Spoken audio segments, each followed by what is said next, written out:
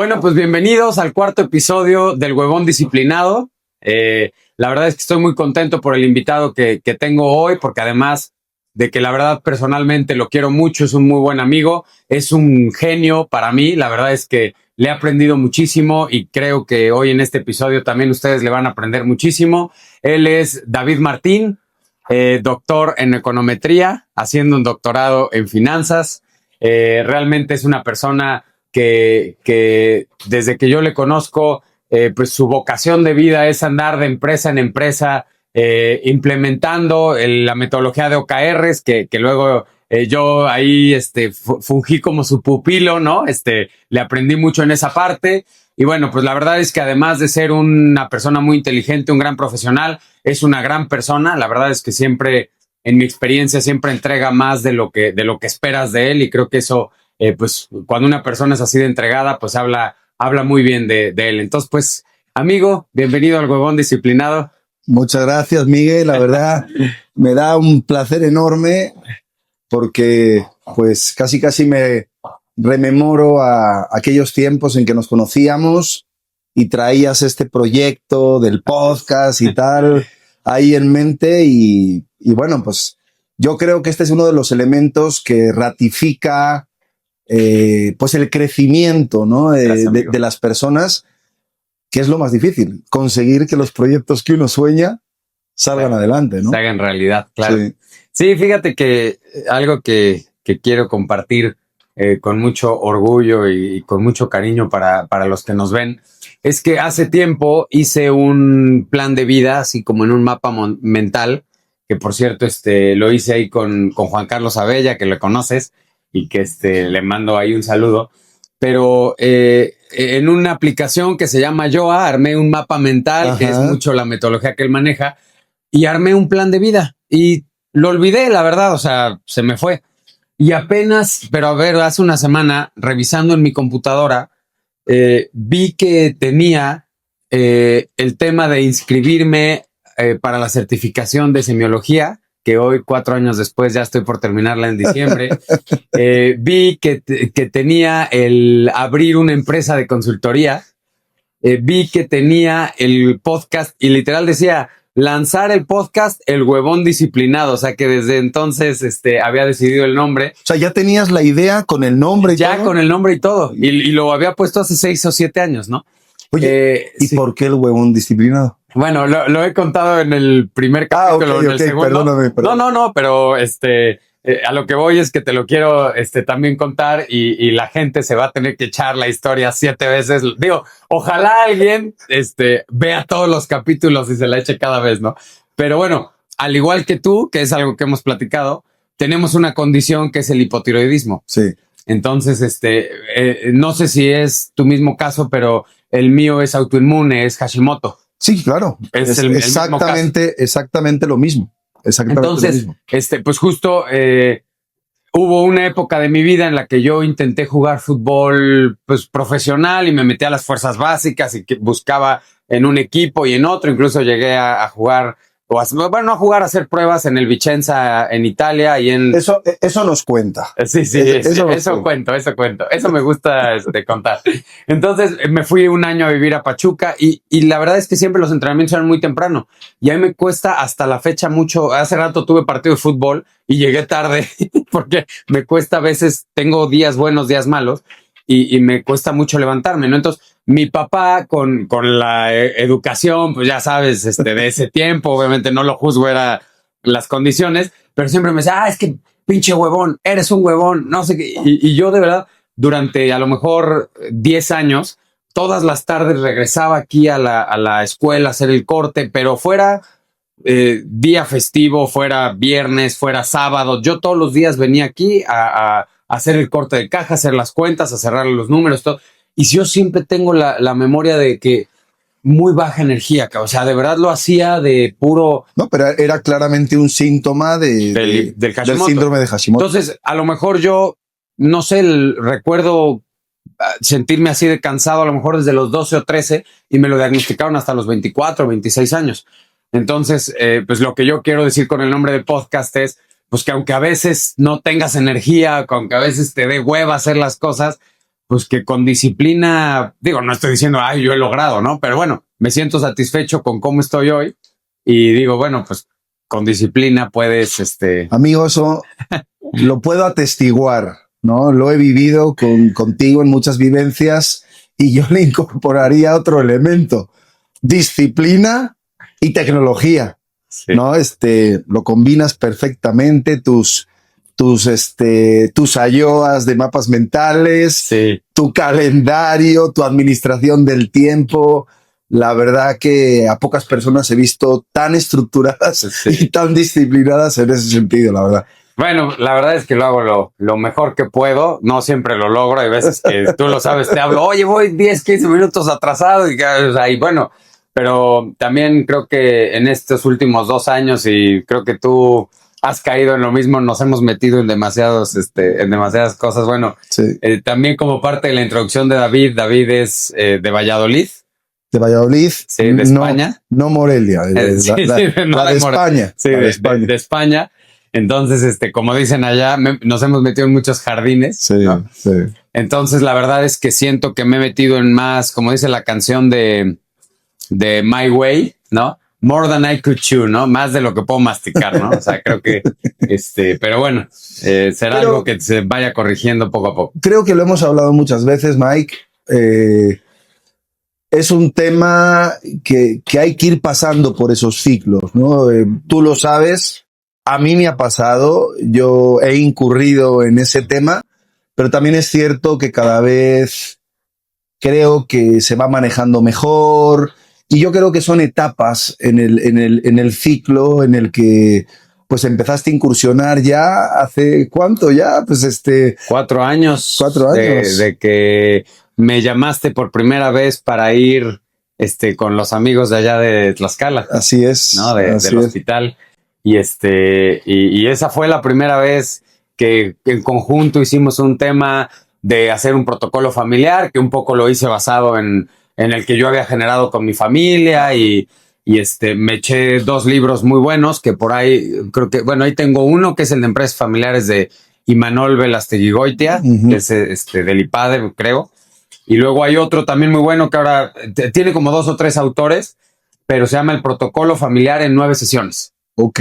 ¿No? Y entonces es una serie de formularios, de formatos que tú vas rebotando con la familia y vas armando el protocolo familiar, que ahora ya lo he perfeccionado mucho más. Pero esa fue la primera vez y luego con los amigos también del Centro de Capacitación de aquí de La Paz, ¿no? Con Francisco, que también es un gran tipo, que le mandamos saludos. Y esa fue la segunda que entramos como en una intervención de crisis, que yo siempre lo cuento como un caso de éxito, Sí, la verdad. sí. Que además, bueno, lo he platicado con él y nos lo reconocemos mutuamente. O sea, él creció también mucho como director y creo que nosotros también en esta parte. Y a partir de ahí te empecé a aprender mucho y además creo que lo he dicho en lo personal. Es más, lo dije en mi podcast anterior, que ojalá lo escuches con Javier Amezcua. Sí. Con Javier Amezcua.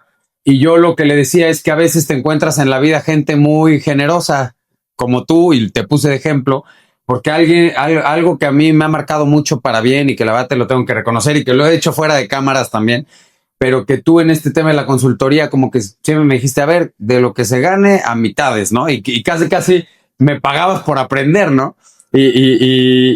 O me compartías por aprender, ¿no? Y yo aprendí mucho en ese tema, que aunque ya traía el bagaje a lo mejor de la dirección general de aquí de la escuela y de lo que habíamos implementado juntos, pues a mí eso se me hizo un gran gesto tuyo. Pero fíjate, a ver, Miguel, también hay cierto colmillo. Sí. Y creo, y fíjate que sobre la conversación del día de hoy, creo que también se van a poder sacar grandes pautas para lo que es la parte de gestión empresarial, ¿no? Sí. ¿Qué yo veía en ti en ese momento? Yo veía una persona con talento. Y considero que el talento ahora pues no es tan abundante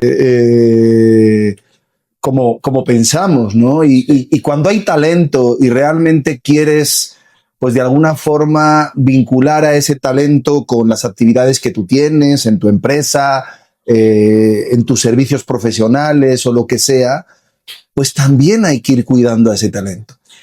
Y fíjate que me gustaría de ahí jalar del hilito porque creo que puede salir un tema interesante ahí para la gente.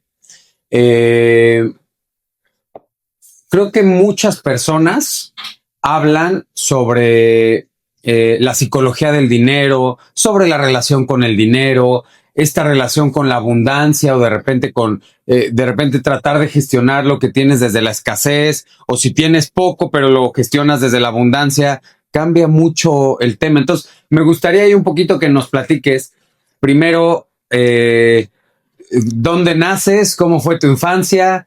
¿Y de dónde crees tú que viene este desapego que siempre has tenido? Porque yo te considero una persona y lo he comentado con otras personas, con Pepe, que también va a venir al podcast. Tuvimos que cancelar en algún momento, pero va a venir.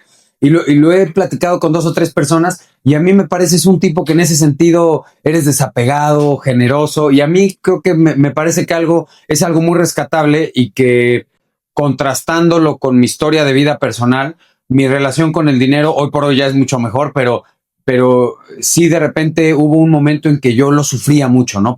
Sentía que aunque me fuera bien, pero gastaba algo y ya se cuenta que se estaban llevando un brazo mío, ¿no? Como que me costaba trabajo y me costó sobrepasar un poco esa parte y tú lo vives con mucha más naturalidad. ¿Quién es David? ¿De dónde nace? Cuéntame un poquito eso y lo vamos conectando con esto. Perfecto, pues mira, David, ya hasta me da apuro decirlo. Nace un 15 de abril de 1970. Estoy a punto de cumplir. Que ese día ese año hubo mundial en México, ¿no? Hubo mundial. México 70. ¿no? Exactamente, okay. Exactamente. Buen año para nacer. Que lo ganó Brasil. Creo que sí. Creo que sí. Okay. Buen año para nacer. Sí. Sí. Y bueno, pues soy el mayor de 6 hermanos, de una familia pues de clase media en España. Todos genios. Todos los hermanos, digo, yo a todos los que conozco de tus hermanos, fíjate que increíble. Y pasos además. La verdad, nacimos en un esquema de una familia pues tradicional, donde pues el que trabajaba para dar sostenimiento a la familia económicamente hablando era mi padre y la que estaba todo el tiempo con nosotros era mi madre, ¿no? Y fíjate que, bueno, no porque ellos nos dijeran nada, porque nunca nos faltó de nada, no siendo una familia de cuna ni nada de nada. Que también para que se lo imagine la gente que acaba de conocer a tu papá, que se imaginen ahí a un Robert De Niro vestido, ¿no?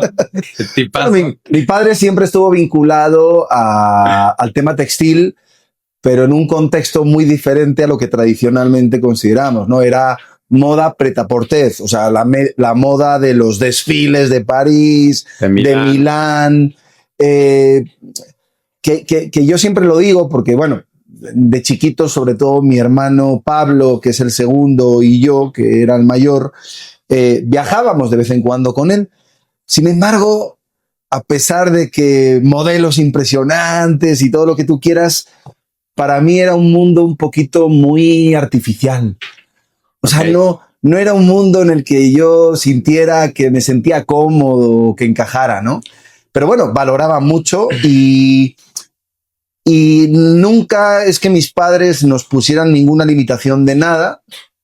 Yo creo que lo que se hizo fue generar conciencia de hasta dónde se podía y hasta dónde no se podía. Y como que, aparte éramos tantos, que de alguna forma como que todos hicimos conciencia que seguramente el mayor legado o el mejor legado que nos iban a poder dejar mis padres es conocimiento, son estudios. Entonces, lo que siento que fue un parámetro común en la familia es que todos aprovechamos muy bien nuestros estudios, ¿no? Y bueno, pues tú lo has visto, ¿no? Sí. Y lo digo con mucha humildad, pero sí, ciertamente, la verdad, tengo unos hermanos que son unas fieras, ¿no? Son impresionante la carrera que han hecho, pues prácticamente todos, ¿no? Entonces, pues bueno, ese fue David. Rápidamente, cuando yo tenía 5 años, migramos a un entorno más rural, un pueblecito precioso, que desde luego si aquí la audiencia va a España tienen que visitar, que algún día te llevaré y lo vas a pasar genial, que se llama Lerma, que está al norte, en la provincia de Burgos, pueblo con mucha historia de 3.000 habitantes, tuvo un valido de Felipe III que se hizo más poderoso que el rey, se hizo un palacio que hoy es parador nacional que copia al monasterio del Escorial. Wow. Entonces, 4 conventos. El duque de Lerma tenía derecho de pernada. No sé si has oído. ¿Cuál es el derecho de pernada? El derecho de pernada es toda mujer casadera. Tenía que pasar. El duque tenía derecho, si él quería, a que la primera noche la pasara con el duque. Wow. ¿No? Qué tiempos aquellos. Exactamente. Y ya cuando Felipe III descubre pues, que estaba haciendo mucho poder, pues van a por él. Y hay un dicho ahí en Lerma, dice, para no morir ahorcado se vistió de colorado, se hizo cardenal. ¡Wow! Sí. Se hizo cardenal para zafarse. Para zafarse, ¿no? A través del clero. Claro, que tenía mucho poder, Sí, ¿no? construyó, bueno, allí lo llaman una colegiata, que creo que es un nivel intermedio entre lo que es una iglesia convencional y una catedral. Wow. Pero todo esto que te estoy hablando es en un pueblo de 3.000 habitantes. Wow, increíble. Es increíble. Es que la verdad a mí eso me impresiona de Europa. Y bueno, en diciembre, que fue de 2024 para enero de 2025, estuvimos allá juntos y hicimos ahí un buen recorrido. Y no pudimos ir allá, pero vamos, prometo que... Sí, que iremos. Porque es que nosotros estuvimos en el sur. Sí. Estuvimos en Málaga, en Torre del Mar, en Nerja, que fue el pueblecito también que me llevaste precioso. En tipo Sevilla. Mediterráneo, sí. No, la verdad estuvo espectacular y a mí lo que me impresiona es cada rincón de Europa te puedes encontrar. O sea, de repente entras a una iglesia que ni pinta y adentro así es. Hay una tumba de alguien súper importante o hay un fresco del Greco y dices, o sea, ¿qué hacemos? O sea, no, y estamos hablando, aunque, bueno, económicamente, pues no es de las regiones más bollantes, pero a nivel de historia, Castilla-León, pues fue digamos, la cuna del reinato de Isabel, ¿no? Sí. Que, por cierto, en Sevilla vimos la tumba de los Reyes Católicos, ¿no? Cuando estuvimos allá. Entonces, pues, ese pueblito de 3.000 habitantes... ¿Y en Granada fue la de Cristóbal Colón? No, también fue en Sevilla, en la Catedral de Sevilla. Sí. En Granada fue... Es que más bien los de los Reyes Católicos no están en la catedral, están en otra. Están en otra. Y en la catedral está Cristóbal Colón, pero las dos están en Sevilla. Increíble. Y este pueblito que te digo, pues fue donde yo pasé en mi niñez. Una niñez que recuerdo, pues la verdad, maravillosa. La verdad, a veces me proyecto con mis hijos, ¿no? Tengo 3 hijos, un chico de 19 años, maravilloso, y 2 niñas espectaculares, de 13 y 11 años. Y a veces pienso, ¿no? Ojalá hubiera podido darles una niñez como la que yo tuve, ¿no? Porque creo que eso también te forja como persona, ¿no? Sí. Un lugar donde la calle era tu zona de juegos, era bueno al fútbol, no tan bueno como tú. Un día el cabrón jugando ahí en mi casa, ahí en el patio, sabía que me iba a hacer una bicicleta y me la hizo, ¿no? O sea, ya sabías lo que se venía, sí. Y aún así no la pudiste evitar. No la pude evitar. Eso sí, se la devolví luego al básquet. Sí, ¿no? Sí, porque en básquet me pusiste una rastriza. Ahí, sí. La que me da batalla en el básquet es Ana Lucía. Es Ana Lucía, sí, es bravísima, es bravísima. Y bueno, pues... donde prácticamente a día de hoy, de hecho hoy estaba revisando el WhatsApp y toda mi generación de amigos de allá se están reuniendo en estas fechas y pues me trae muchos recuerdos, ¿no? Allí mis padres vivieron hasta que yo tenía como 22, 23 años, aunque yo me fui antes a cursar mis estudios universitarios a una ciudad cercana, a 110 kilómetros, que se llama Valladolid. que es donde yo había nacido. Y ahí arranqué mis estudios de ciencias económicas y empresariales. Cursé un posgrado, ahí es donde con planes de estudio anteriores, porque ya no es todo el proceso educativo que tenemos ahora. Claro. El doctorado duraba 5 años, 2 años te daban un título que se llamaba suficiencia investigadora, que era el equivalente a la maestría, pero sí, tenías que prácticamente cursar 2 años de cursos y luego máximo 3 años de investigación para sacar tu tesis doctoral y bueno, pues la verdad, siendo sincero, yo fui un economista por descarte. ¿Por qué? Yo nazco en el año 70, estamos hablando del baby boom en España. Sí. Entonces a mí me toca toda la cuna de la masificación a donde llegaba. Yo recuerdo mi primer examen universitario, fue un examen de matemática financiera. Veía gente de todas las edades. Tú imagínate tu primer examen de universidad, ¿no? Con lo que eso te implica, ¿no? Ese paso de la prepa a la universidad, donde no sabes todavía si vas a dar el ancho y tal. Y te ves rodeado de gente de todas las edades. Uno ya no sé cuántos años llevaba presentando ese examen. Ya, y lo seguía repitiendo y lo seguía haciendo. Y lo seguía haciendo. Y ya hasta pues con un tono muy personal con el profesor, sí, claro, ¿no? Y se me ocurre indagar, ¿sabes cuántas personas éramos ese año en primer curso de economía? 2.000 personas. Wow. En la Universidad de Valladolid. 2.000 personas. Wow. Y fíjate que me acuerdo como que fuera hoy, ese examen me marcó mucho, porque me fue muy bien. Me fue muy bien en el examen. ¿Siempre tuviste desde chico esa facilidad por el número, las matemáticas, las ciencias exactas? Sí. O sea, las materias que mejor se me daban desde siempre eran matemáticas. Y ahora, eso sí, si te vas a la parte creativa, dibujo, ahí... ¿La pasabas mal? Sí, tengo muchas carencias. Fíjate que a mí era completamente al revés. O sea, a mí se me facilitaba historia, se me facilitaba geografía, no recuerdo ahora que haya muchas materias como de ciencias sociales o demás, ¿no? Pero a mí siempre matemáticas era mi coco, ¿no? Matemáticas, física. Y además, fíjate que yo creo que tuve una maestra que me marcó mucho para mal. Y como que me estigmatizó y me la creí desde primero, segundo de primaria. Y literalmente hasta que yo llegué a la escuela a los 17 o 18 años y mi mamá me dijo, ¿tú te encargas de la administración? Empecé con todo el tema numérico y con todo el tema y bueno, creo que ahora me defiendo un poco más, pero... Yo creo que va más bien por ahí, Miguel, porque cuando yo te conozco, incluso... Así me lo comentabas, ¿no? Bueno, tú sabes que yo durante muchos años he estado impartiendo ese tipo de materias a nivel universitario.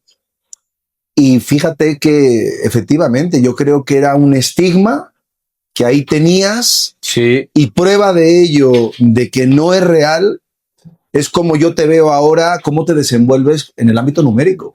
O sea, tienes un entendimiento absoluto, manejas tus juntas de consejo de una forma, o sea, participamos en muchos consejos y tal. Sí.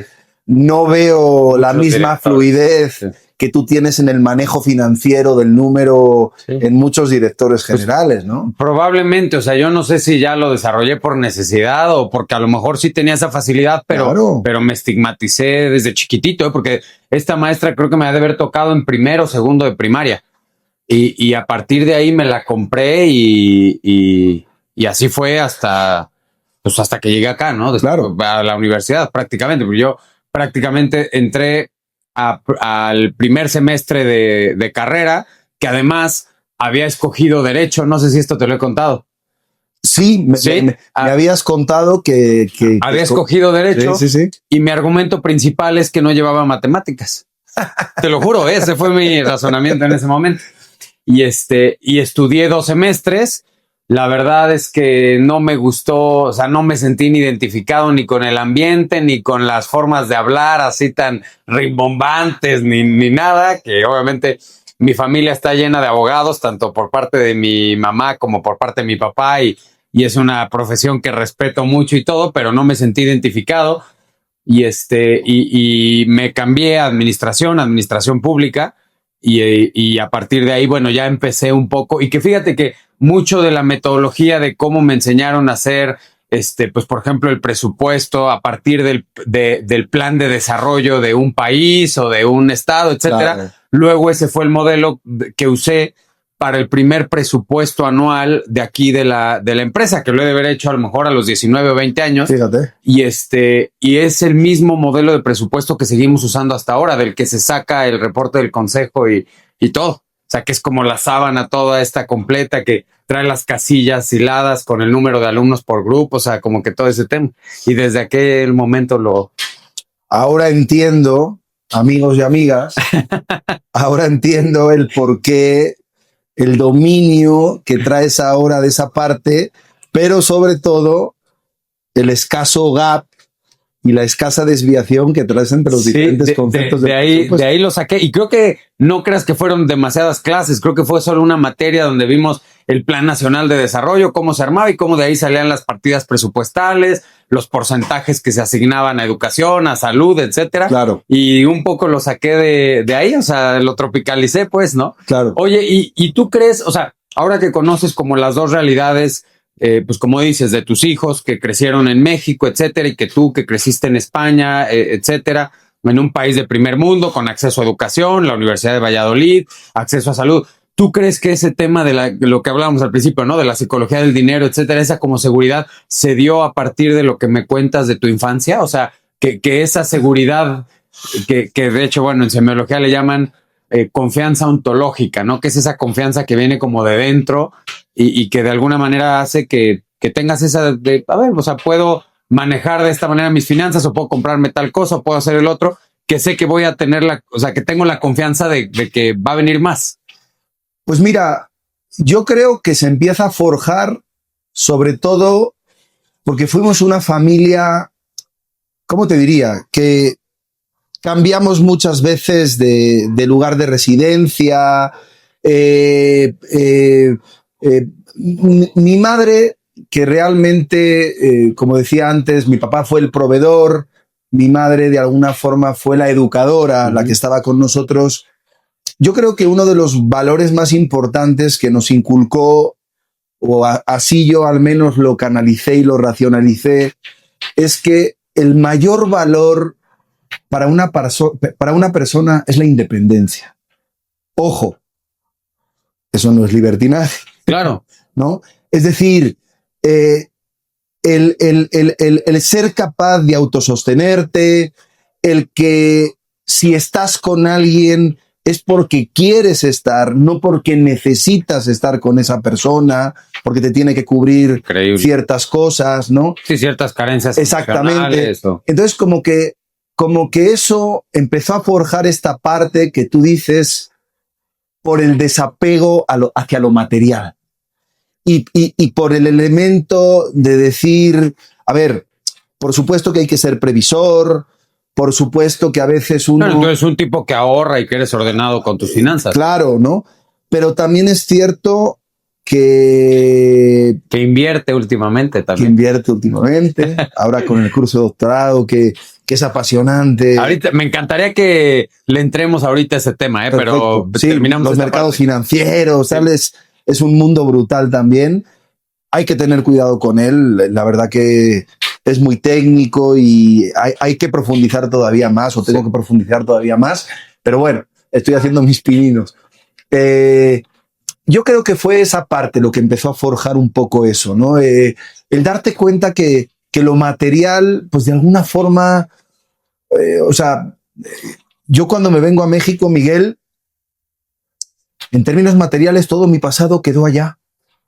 Y si me preguntas a día de hoy si tengo algo físicamente de aquella época, acá no tengo nada. Fíjate, quiero hacer ahí un pequeño paréntesis que a mí me pareció brutal cuando lo supe, pero cuando estudié un poco este tema de la semiología de la muerte y vi los duelos y los tipos de duelos, etcétera, no recuerdo si fue en el curso de semiología o en algún podcast de alguna persona, algún tanatólogo o tanatóloga, y decía, hay dos tipos de duelos que ocasionan envejecimiento acelerado. Ok. El primero es cuando fallece tu pareja de forma súbita y la relación está bien. Ok.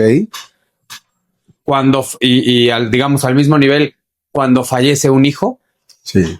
Que Fortísimo. Conozco un par de casos cercanos y la verdad admirables cómo se recomponen y es un tema, la verdad. Yo ahí, Miguel, honestamente, porque nosotros hemos vivido un proceso similar con una hermana, Claro. Yo creo que es un elemento, o sea, podrás sobrellevarlo como padre, pero yo creo que es un elemento que nunca te recompones. O sea, como que aprendes a cargarlo sin que te aplaste, ¿no? Así es. Increíble, que eso fue una frase que apenas leí en el Instagram de Javier Amezcua, ¿no? Hay cosas que aprendes a cargar sin que te aplaste. Claro. Entonces, bueno, incluso cuando te quedas sin pareja, se te llama viudo. Cuando te quedas sin padres, huérfano. Pero no hay un nombre para describir cuando te quedas sin un hijo. Claro. Y eso es muy fuerte porque hablando desde el punto de vista de la semiología y la semiótica, etcétera, tú te explicas la realidad a partir de las palabras, del lenguaje. Claro. Si tú no tienes una palabra para describir algo que estás pensando o algo que estás sintiendo, es difícil que lo puedas gestionar de forma correcta, ¿no? Claro. Pero, y bueno, entonces, digamos, esos dos duelos están a la par. Y el tercer duelo que ocasiona envejecimiento acelerado es el cambio de país. Porque, digamos, hay duelos centrales, que son cuando fallece alguien muy cercano y que son pérdidas en el autoconcepto muy grandes, es decir, en el autoconcepto, porque de repente si muere tu pareja, dejas de ser esposo o dejas de ser esposa, ¿no? Y entonces eso es una pérdida en el autoconcepto. Pero también puede ocasionarse un duelo central a través de acumulación. Y ese es el caso del cambio de país, porque es duelo porque pierdes clima, amigos, entorno, comida, rutina. O sea, son demasiadas pérdidas en un solo momento y puede, o sea, hay gente que cae en depresión cuando se cambia de país y todo por este tema de que tienes que tener un desapego profundo de dejar atrás todo y de rearmar tu autoconcepto en un lugar y en un entorno nuevo. Fíjate, y bueno, puedes atestiguar que no habíamos preparado nada para esta No me queda claro, sí. Está claro, ¿no? Sí. Leí esta cita hace 2 días porque creo que viene muy a colación de lo que acabas de comentar. Es una cita de uno de los pioneros en psicología analítica que se llama Carl Gustav Jung. Claro. ¿Lo conoces? Sí, claro. Y es que esta cita me marcó y tiene mucha relación con lo que estás diciendo. Dice, la soledad no proviene de no tener gente alrededor, sino de ser incapaz de comunicar las cosas que son importantes para uno mismo o de tener ciertas opiniones que otros encuentran inadmisibles. Me voy más a la primera parte. Es cierto. O sea, cuando te sientes solo no tanto cuando no tienes gente a tu alrededor, sino cuando no te puedes comunicar con nadie. Cuando de alguna forma... No hay alguien que te escuche. No hay alguien que te escuche, efectivamente. Claro. Entonces... Que son, en psicología les llaman las redes de apoyo. Exacto. ¿No? Mucha gente que me conoce, incluso las más cercanas, pues mi pareja, etcétera, etcétera, me dicen, ¿no? Es que psicológicamente eres muy fuerte. Pareces una piedra, ¿no? Parece que no sientes, ¿no? Yo siempre me agarro a estas cosas. O sea, oye, no tienes apego a tu familia de allá. Claro que la tengo apego, claro, pero trato de agarrarme a las cosas que de alguna forma pues de alguna, no sé, me sustituye en esa parte donde aparte si hacemos caso a esta cita, pues yo mantengo esa comunicación con mi familia de allá, ¿no? Sí, no es un tema de cantidad, es un tema de calidad. No es que tanto No es un tema físico, sino, es un tema emocional. Totalmente, de conexión emocional De que conexión se puede dar emocional. a miles de kilómetros. Claro. Y que con una llamada cuelgas y te recargó de energía y dices, claro, me encantó hablar con... Entonces, con esto que te quiero decir, cuando yo me cambio de país, ¿no? Que bueno, pues mis amigos conocen el tema, yo siempre lo digo, me enamoro de una mexicana, ¿no? Con 35 años, no era ningún chamaquito, ¿no? Yo me río aquí de mi amigo Mike, que a la edad que yo vine, él ya, digamos, ha tenido un bagaje impresionante, ¿no? Y yo en aquel entonces estaba empezando prácticamente de cero, ¿no? Y que lo hemos hablado, pero bueno, a ver, también hay un precio que se paga, ¿no? Y que ahora lo platicaba con mi psicóloga, que bueno, estoy yendo desde hace algunas semanas, retomé la terapia, ahora individual, después del proceso de terapia familiar que pasé, etcétera, que fue fuerte, pero la verdad es que salí muy contento de ese proceso. Y ahora lo estoy retomando a nivel individual. Y este tema en psicología le llaman los hijos parentales. Okay. ¿No? O sea, cuando un hijo se hace cargo de ciertas cosas que no le corresponden, pagas un precio emocional. Claro. Y hoy por hoy tú sabes que luego batallo mucho con temas de ansiedad, sí, de angustia, y justo algo que está increíble es todos tenemos una vocecita interior a través de la cual nos hablamos a nosotros mismos, ¿no? Y vamos de alguna manera construyendo nuestra narrativa a partir de esa voz interior, ¿no? Y me di cuenta que yo todo el tiempo me hablaba a mí mismo con groserías.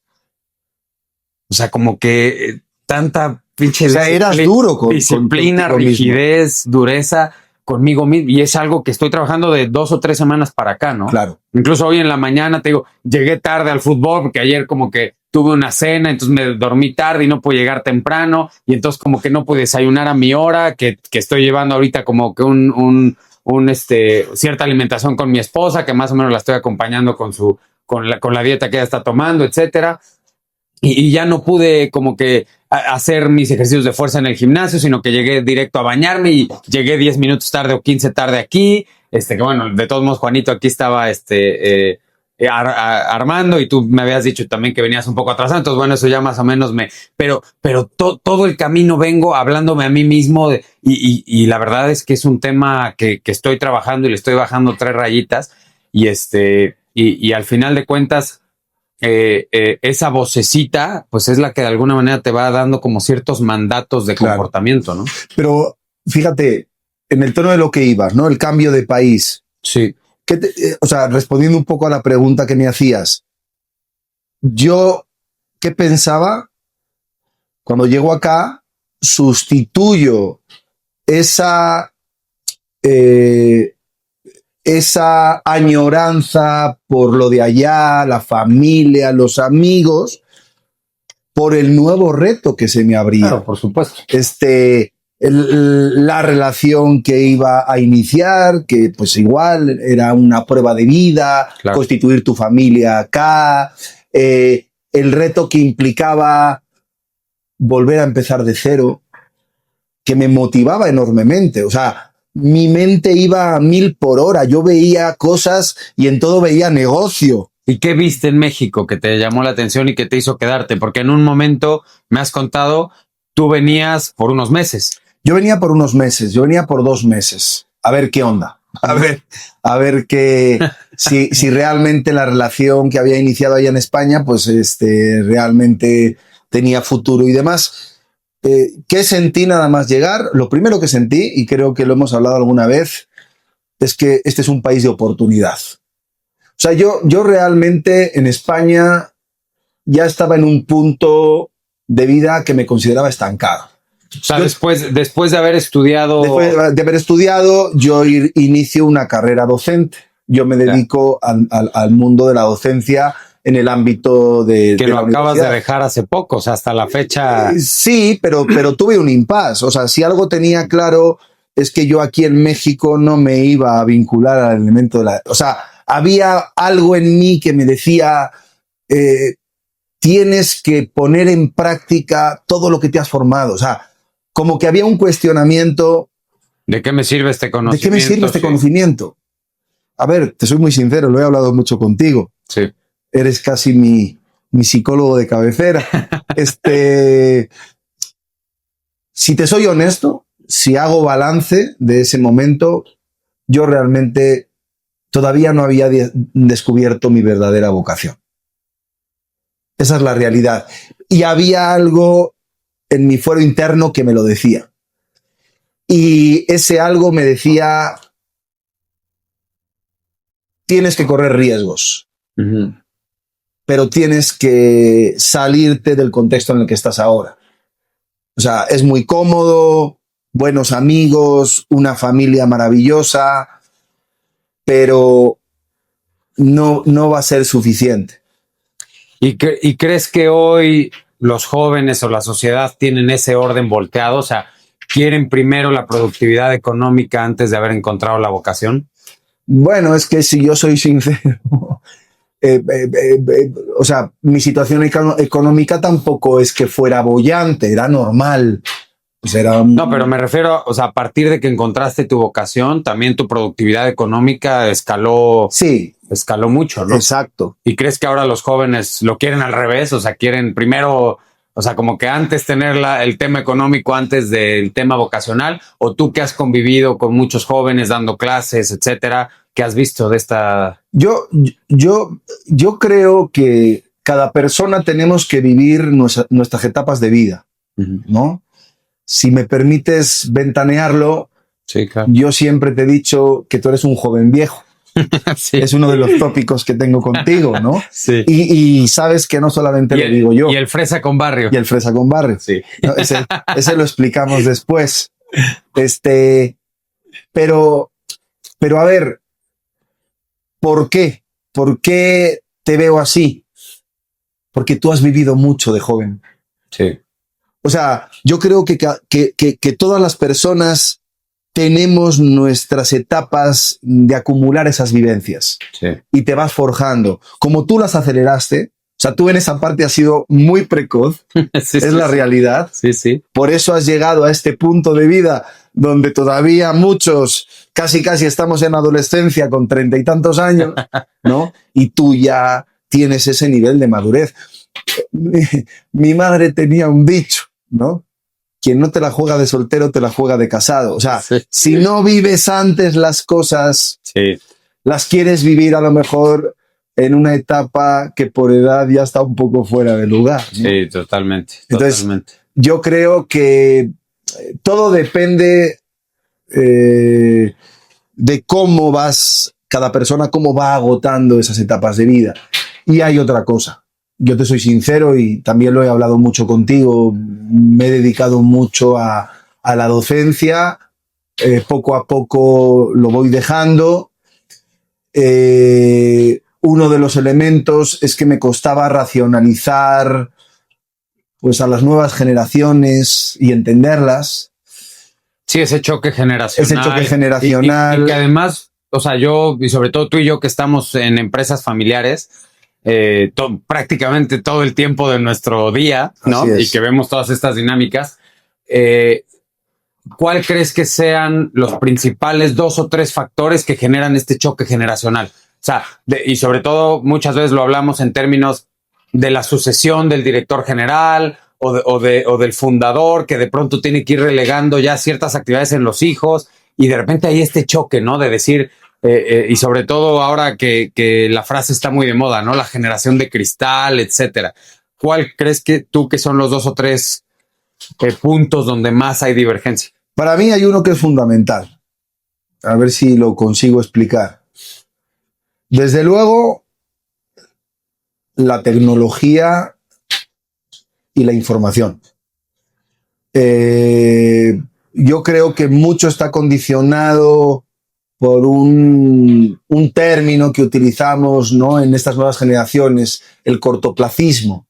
Sí. O sea, y eso viene acelerado por el uso de los medios tecnológicos, es una realidad.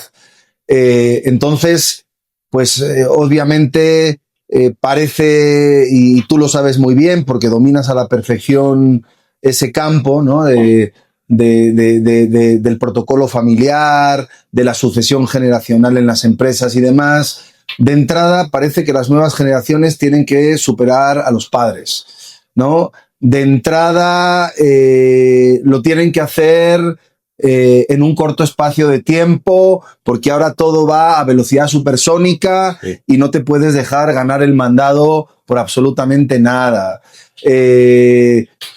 Además, y ese es un poco uno de mis paradigmas mentales.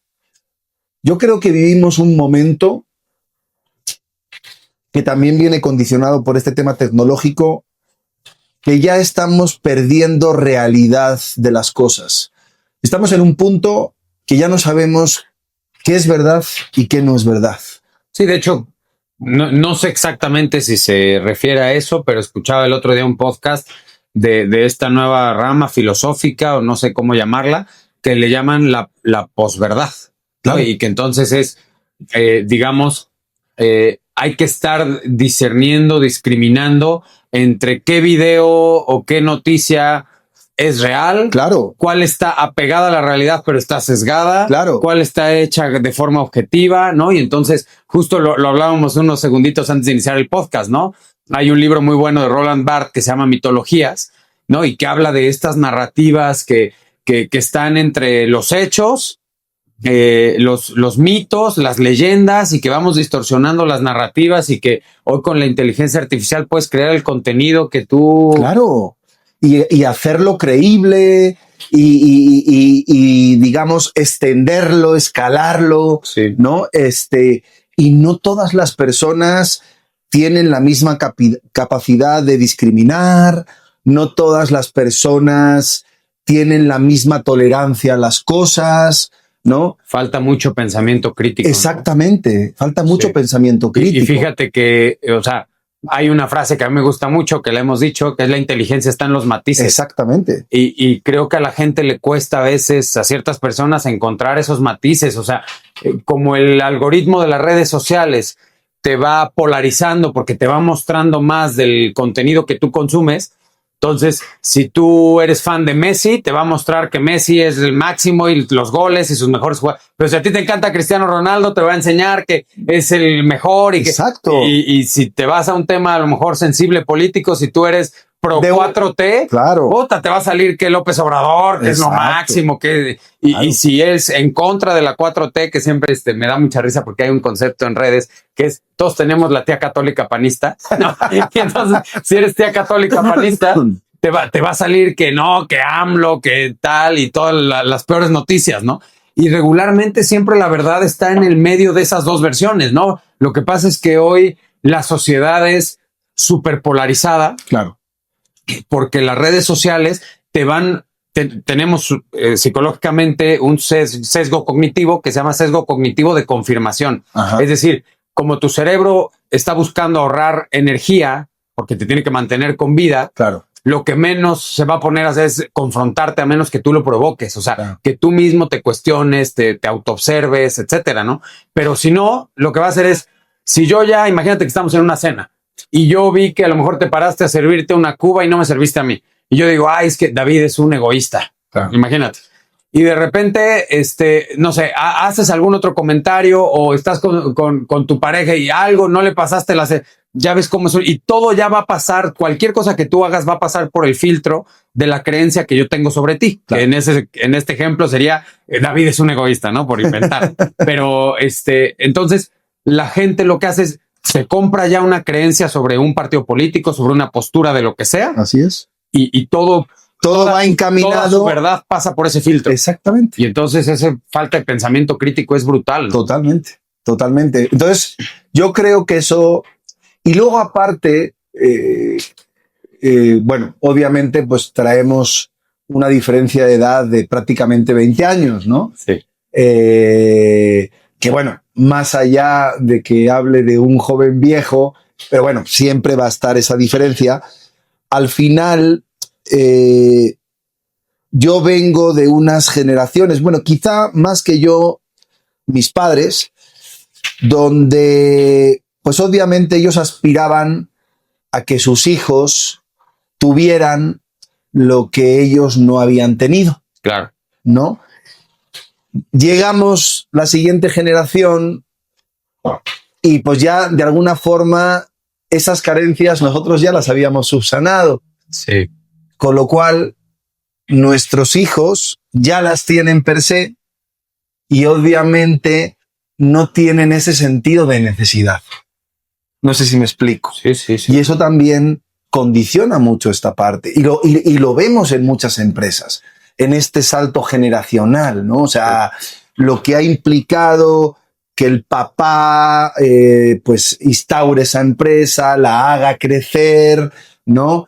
Y luego llega al hijo, pues que de alguna forma a lo mejor no entiende lo que implicó esa etapa de crecimiento, o el padre no entiende que ya el modelo de gestión que tiene que aplicar el hijo ya no debe ser el que... Fíjate que eso que acabas de decir, en algún momento lo dije en una empresa familiar y para el papá fue así como un momento de eureka, ¿no? Claro. Le decía, es que no puedes esperar que tus hijos pasen por el mismo proceso Claro. que tú pasaste Claro. cuando sus condiciones materiales ya fueron distintas. Claro. O sea, comieron diferente, estudiaron diferente, viajaron diferente. Claro. ¿Y por qué quieres que pasen por toda la curva de sufrimiento y aprendizaje que tú pasaste para que tú creas que entonces son dignos de la sucesión? No, más bien prepáralos para ser mejores dueños, que te complementen en cosas a lo mejor técnicas financieras, de procesos operativas que a lo mejor tú no tuviste acceso a. Así es. Y entonces se hace como este nudo donde el hijo quiere implementar nuevas cosas con poca experiencia, pero con buenos conceptos, y el papá con esa soberbia de que yo creé y lo fundé hasta, pero ya no está funcionando, y entonces ninguno de los dos cede y se hacen estos conflictos. Y más en ese ámbito de que el papá lo hizo a base de ejecución, de operación. Sí, de un tema empírico. Así es. Sí. A mí me fascina esa historia que te he escuchado muchas veces y que no me cansaré de escucharlo. O sea, hay dos temas tuyos que honestamente, hay muchas cosas que me fascinan, ¿no? Pero hay dos temas en concreto que nunca me cansaría de escucharlo. Uno, ya sabes cuál es, el tema de los perfiles genéticos. Sí, de los énfasis genéticos. Lo escucharé 20 veces y las 20 veces me estaré partiendo de risa. Sí. Y el otro tema, que aparte te tengo que pagar el copyright porque yo lo utilizo mucho, es esta historia de aquel papá con los hijos que trabajaba en un comercio y que los veía porque no había clientes, nada que hacer, y llegaba y tiraba todo lo que estaba en el mostrador. A ver, chinga, pónganse a hacer algo, ¿no? Eso. Sí, increíble. Que tiraba el anaquel, que se pónganse a recogerlo para que hagan algo, ¿no? Exactamente, ¿no? Increíble. Sí, pero eran las creencias, ¿no? Exacto. Y incluso de algunos fundadores hasta la fecha, siguen siendo, ¿no? Incluso el otro día estábamos en el consejo de un hospital y uno de los fundadores decía, es que los camilleros siempre están ahí parados sin hacer nada. Pues es que su trabajo es estar parados esperando en que en cuanto llegue alguien a urgencia sacar la camilla. O sea, ¿quieres que estén haciendo skippings o sea, no entiendo, ¿no? Entonces, pero bueno, es la creencia de que mucho movimiento es mucho avance y es lo que dice mucho también Pepe Loyo, ¿no? Claro. La metáfora del caballito de madera, ¿no? Sí. Que dice mucho movimiento y meciéndote en el caballito no es mucho avance, ¿no? Así es. Por cierto, hago spoiler, ¿eh?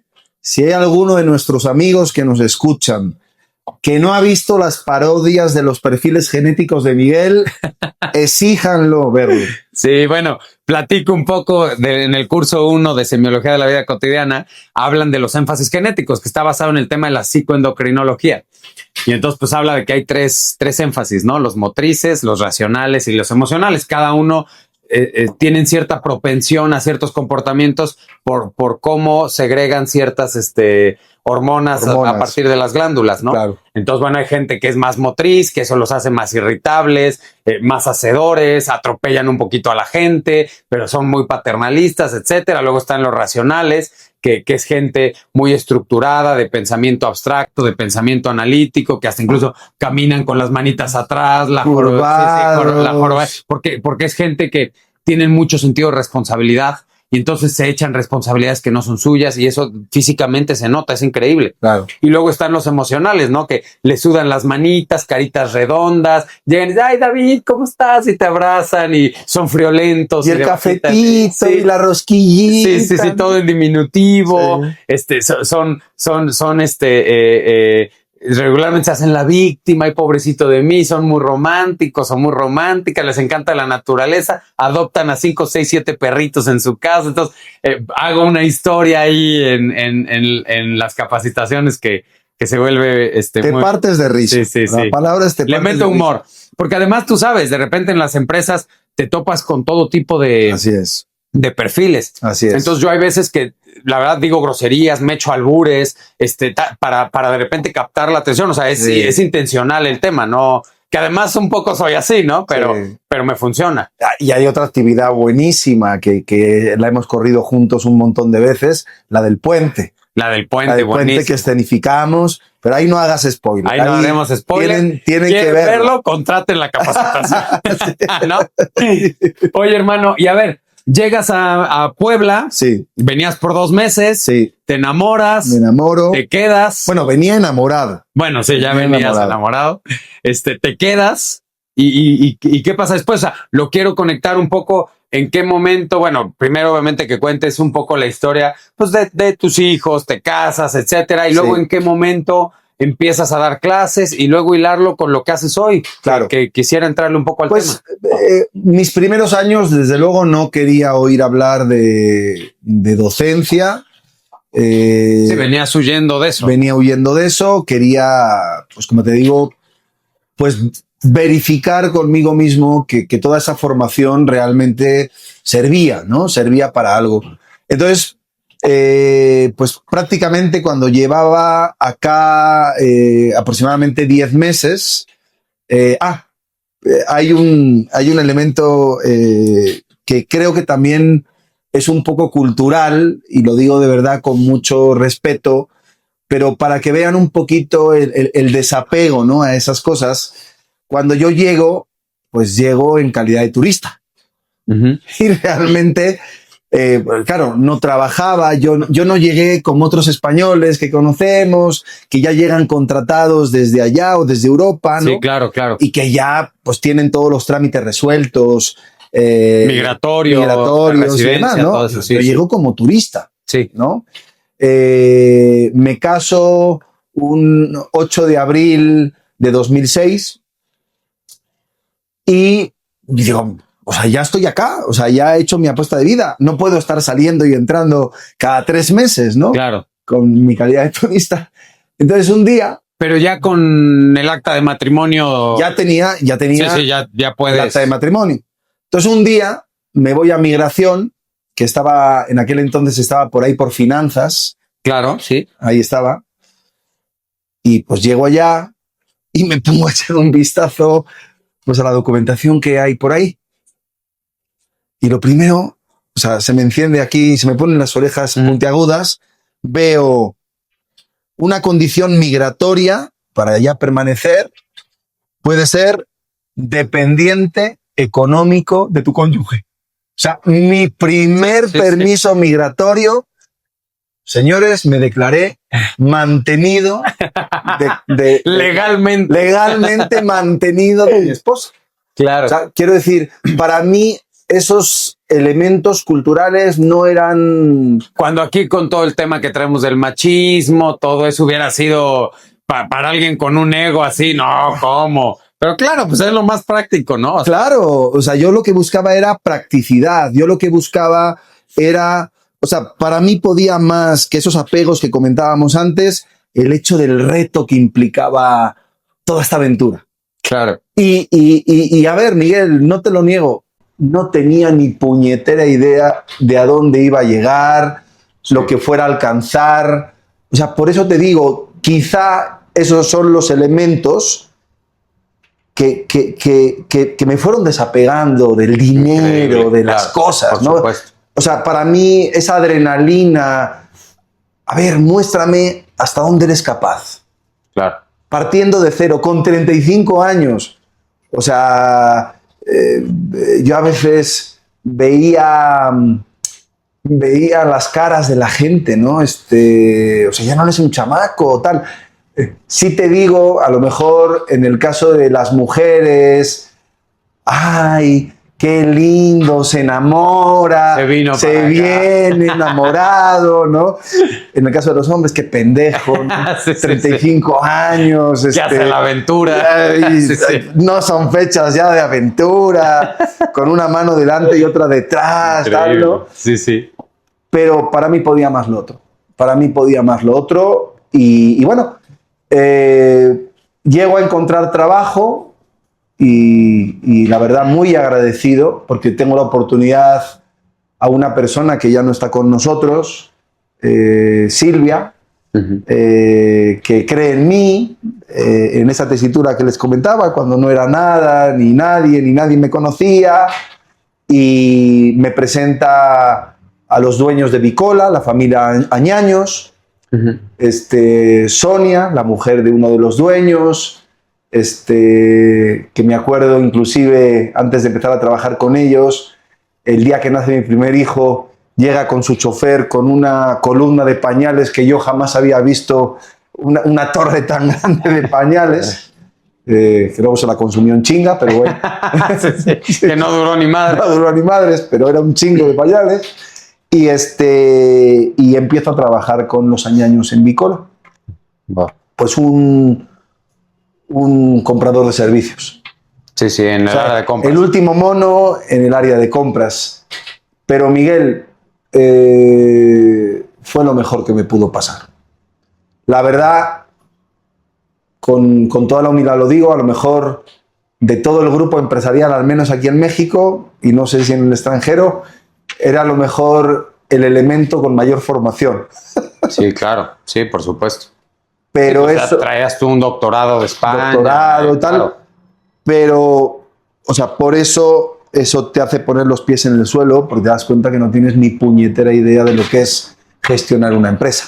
Claro. No, y que puedes tener a lo mejor muchos conocimientos académicos, eso, pero lo que decías, y creo que lo dice mucho Pepe, no es lo que sabes, es lo que haces con lo que haces con lo que sabes. Y a partir de ahí lo empezaste verdaderamente a aplicar. Y fíjate, ahora lo ligo, ¿no? ¿Dónde hemos acabado? Bueno, en general, o una de las facetas, el uso del ámbito numérico del dato, ¿no? Sí. Ahí es donde descubro para qué servía todo lo que me había formado. Claro. Ahí es para lo que... O sea, que hasta la fecha es... Sí, o sea, sí, y mira, yo lo llamo, y creo que hay algún autor que también así lo llama, a ver si te gusta, Miguel, la trazabilidad de la analítica. Para mí la trazabilidad de la analítica tiene 3 niveles. El dato, el indicador y la decisión. Wow, sí, claro, me hace todo el sentido. El dato, ¿qué es? La información bruta. La información, sí. El indicador, ¿qué es? La información ya procesada. Es la fórmula a partir del cual vas a sacar el indicador. Sí, ¿y claro. La decisión? Es lo que haces con esos indicadores. Ahí lo tienes. Esa es la trazabilidad de la analítica. Entonces, esto que estamos comentando, que yo lo apliqué en mi sentido de vida, esa fue la fórmula básica que me dijo, para esto estás. Para esto estás. Tú tienes facilidad para esto. Tú tienes facilidad para leer el número. Igual que eres un negado en esculpir, en pintar, tú esculpes con los números, tú diseñas con el número. Mi cabeza son números, Miguel. Me encanta. Mi cabeza son números. O sea, el número me dice, me dicta, me proyecta, me dirige, me da el control, me dice por qué camino es el que tengo que tomar, ¿no? Entonces, ese fue, claro, lo fui descubriendo y lo fui puliendo con el paso del tiempo, ¿no? Y bueno, para no hacer el cuento largo, Bicola me da el salto al mundo de la empresa, me tocó pasar por varias posiciones, con lo cual absorbí, pero bueno... diferentes áreas. Exactamente, pero al final mi conecte era, ¿quieres entender el tema? El dato, el número, la decisión, ¿no? inculcárselo a tus jefes. Estuve 3 años con ellos, la verdad que es un caso impresionante lo que implicó esa empresa, no ya en mi vida, sino incluso en México. En México esa empresa es caso de estudio en las escuelas de negocios, en IPADE. Sí. Ayer estuve con 2 desarrolladores cenando acá y ellos han estudiado en IPADE y recuerdan el caso de Bicola. De ahí hay una persona en esa empresa muy importante. Ellos son peruanos, ¿verdad? Ellos son peruanos. Ya.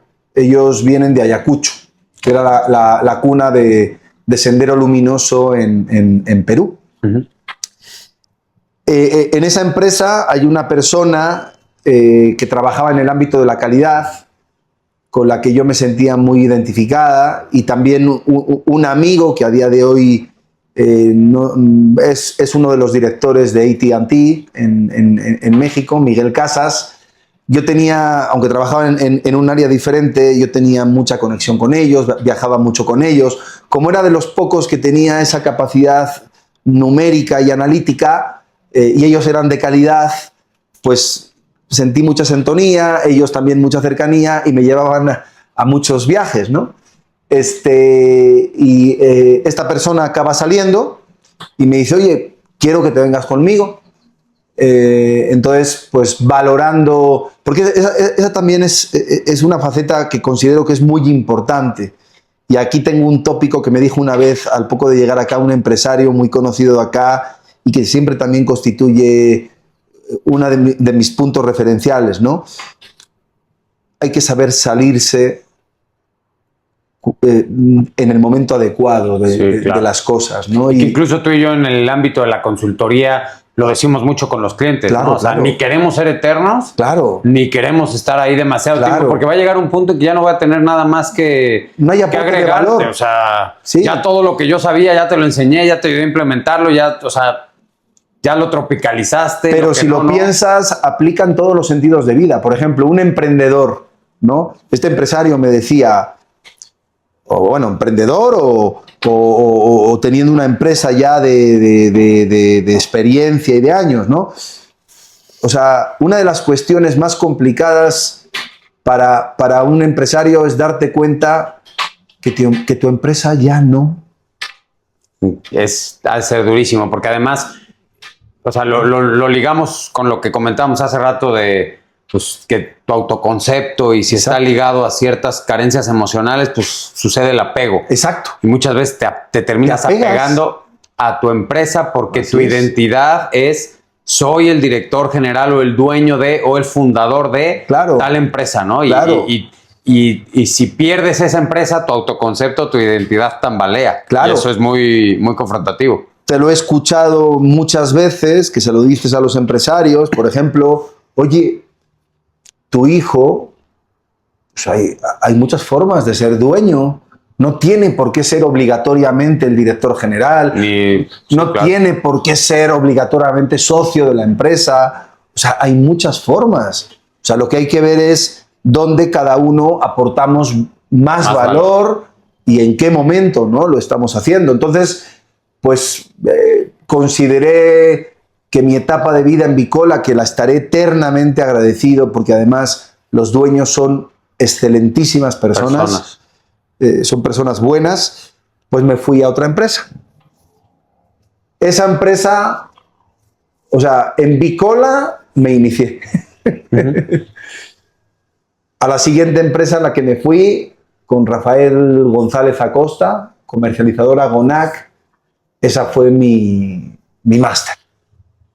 Ahí es donde realmente yo aprendo la gestión de una empresa. Él me da la oportunidad de ya entrar en unos niveles de gestión diferentes a los con más influencia. Más influencia, con equipos de trabajo, etcétera, etcétera.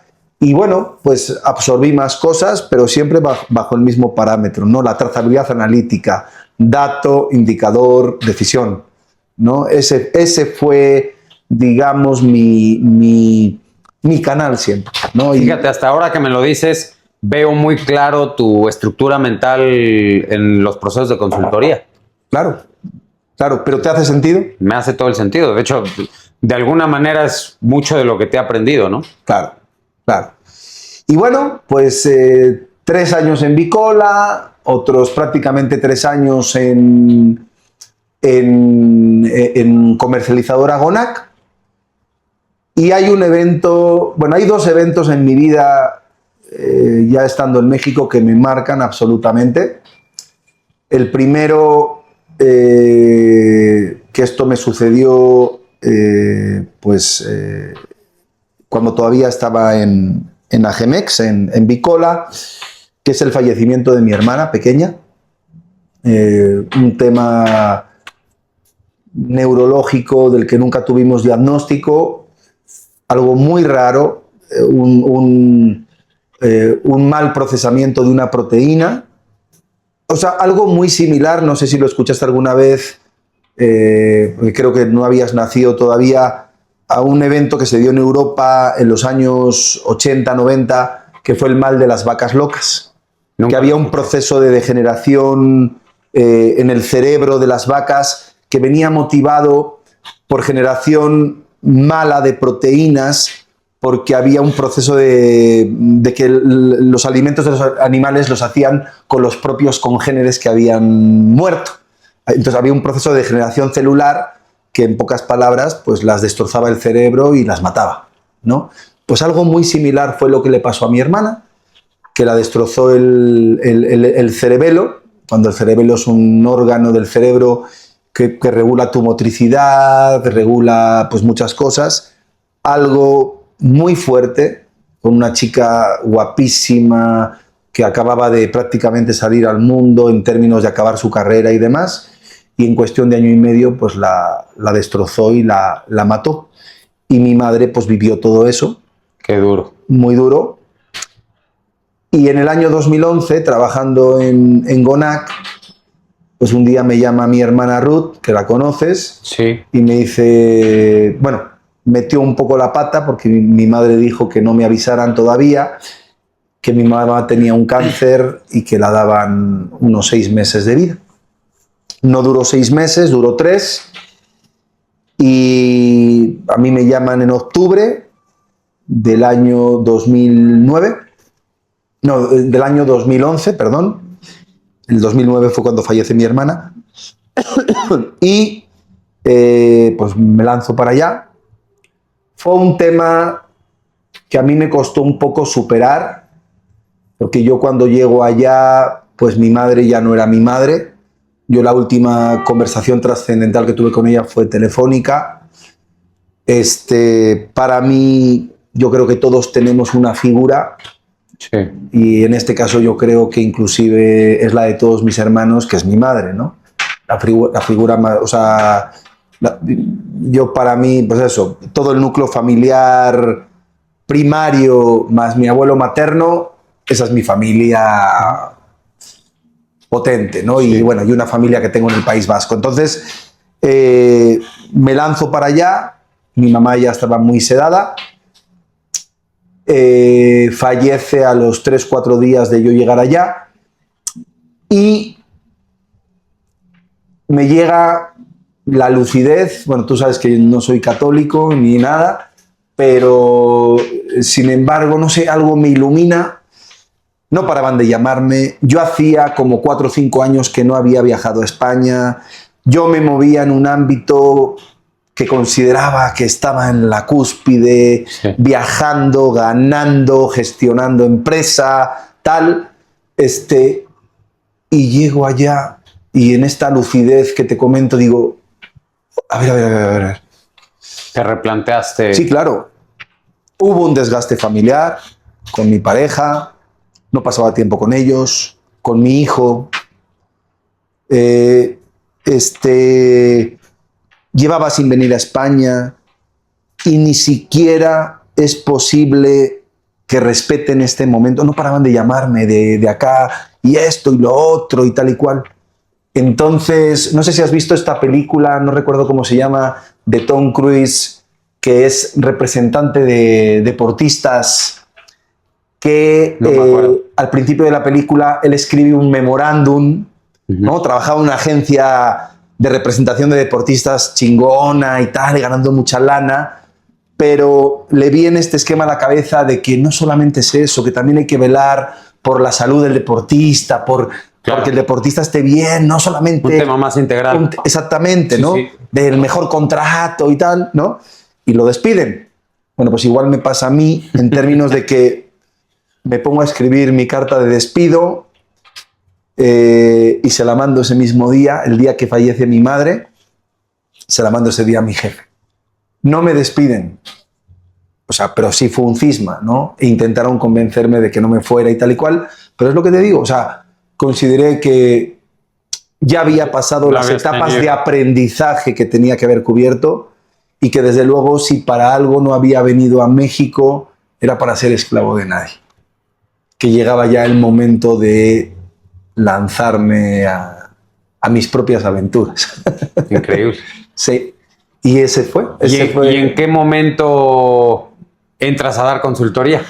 Pues ya una vez que me desligo del mundo empresarial, antes de ligarme con el mundo de la empresa, de la consultoría, pero eso será ya materia de otro tema, pues emprendí mis propios proyectos empresariales.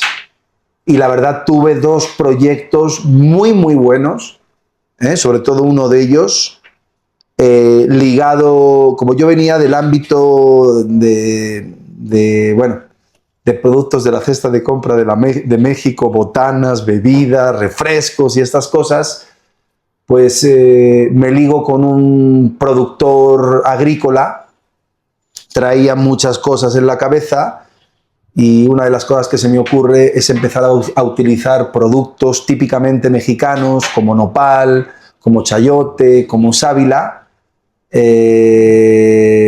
Pues había estado familiarizado con los mejores ingenieros nutrimentales y demás, y nos sacamos de la manga pues unas botanas y unas bebidas impresionantes, y las empezamos a comercializar. O sea, la empresa, que se llamaba NPL Health, fue empresa Endeavor en la época de que lo fue Parquimóvil, actualmente Kigo. Kigo, sí. Y otra empresa que hacían bloques de construcción ecológicos. Órale. Sí.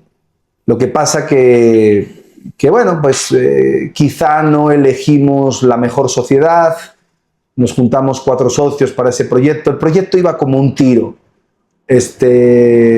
Así, a título anecdótico, un día estaba en la mejor feria alimenticia, la Fancy Food Show en Nueva York, con mi changarrito de los nopalitos y la madre, sí, sí. Allá con que luego todo Marinela a un lado, Coca-Cola en el otro lado, y ahí estábamos nosotros con nuestra marca, pero bueno. Y que luego ese tipo de botanas pegaron con tubo.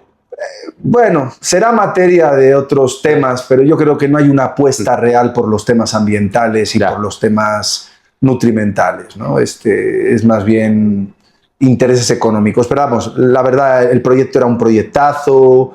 Se compró un horno que manejaba batch de 4 toneladas alimentado por colectores solares, porque otro elemento que es importante, ¿no? Tus proyectos en todo lo que es, sobre todo los procesos de la cadena de valor, tienen que ser coherentes con lo que haces. Claro. Entonces el horno, ¿por qué te crees que se alimentaba? Por energía solar. Wow. O sea, todo tenía que tener un contexto ecológico, claro, ambiental y tal. La congruencia, o sea, aunque parece algo que tiene más que ver con el tema de la ética, no, o sea, es tu propuesta de valor, es tu diferenciador, es tu cultura, es muy potente que tengas congruencia en esa parte, ¿no? Así es. Y luego vino otro proyecto empresarial, de reciclaje de aceite vegetal usado, para fabricación de biodiesel, fabricación de biocombustible, que también fue un temazo. Propuse un caso que he estado manejando en alguna escuela de negocios. También era un tema al que le aprendí muchísimo. México es muy noble para todo, en sus cosas buenas y en sus cosas malas. Y bueno, pues eso fue un periodo de aproximadamente estos dos proyectos empresariales de unos 3-4 años que ahí estuvieron. Y bueno, pues de ahí fue cuando empecé a conocer a algunas personas que estaban en el medio de la consultoría, entre ellas nuestro buen amigo José Luis Loyo. Sí, claro. Y bueno, pues a empezar a interactuar con ellos, a aprenderles, pero siempre vuelvo a insistir, y yo creo que ese es un modelo que tú aplicas a la perfección. Al final, aunque tú aprendas cosas, integres nuevos conocimientos, todo hay que hacerlo propio. Todo hay que tropicalizarlo. Exactamente. Y incluso, y bueno, a nosotros, tú lo sabes, nos pasa. Sí, le integramos, digamos, la teoría general de los modelos, pero luego, ¿qué hacemos con los modelos? Los hacemos propios. Sí. Hacemos nuestros propios modelos, ¿no?